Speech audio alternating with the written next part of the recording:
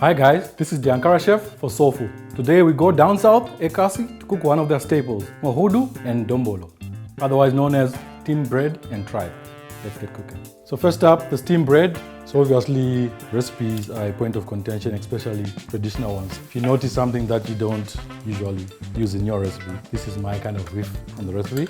The margarine is an extra addition to make it richer, bring that buttery flavor. So we mix that together. Don't worry if it doesn't melt, it's lukewarm. Create a well in the middle. I really love the steamed bread because of the texture. It's kind of spongy. It's not really like your normal airy bread. It's time for some elbow grease. We're going to put this on the board and then just knead it for a few minutes. So you're going to knead until it's coming off your hands, not sticking to your hands. Always have some extra flour left. Put it back in the bowl, put some cling wrap on top of it and let it proof up. So we're going to let this rise for 45 minutes. So let's talk about tripe. So there are 4 different types of tripe. This is the honeycomb, as you can see the lovely layers. I really love this pattern, it's really beautiful. I like to pre-cook it, so this one has been pre-cooked after all the cleaning. This way I learned they do in Botswana actually. They use the scissors and they really cut it nice and thin. So this recipe is my favorite and it really brings out my identity as the Ankarra Chef, because I had this when I was in Italy and it really opened up my mind to the possibilities of food really.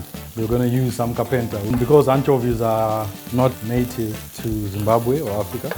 It's really an unappreciated source of protein, but it's so plentiful.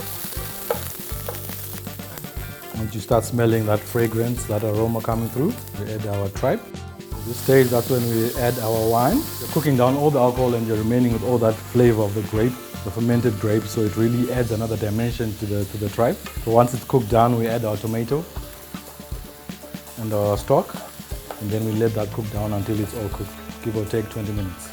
So our tripe is ready. We're going to put it in a bowl, let it cool down. This is where our recipe gets interesting. We're now adding cheese. I know what you're all saying, weird. But I think the other word for weird in chefy terms is creativity. So these are cheeses that are not going to overpower our tripe. We are now ready to form our steamed breads. Our dough has been proofing for an hour or so. What we're going to do is knock it down and then just knead it slightly. So I really feel steaming is one of those things that is in a lot of cultures. The Chinese do them with steamed buns and some bao. And I think we don't use steaming enough.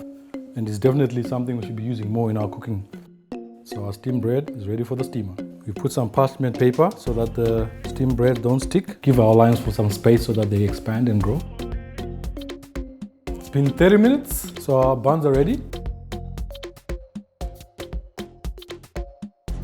Buns are nice and round and looking lovely.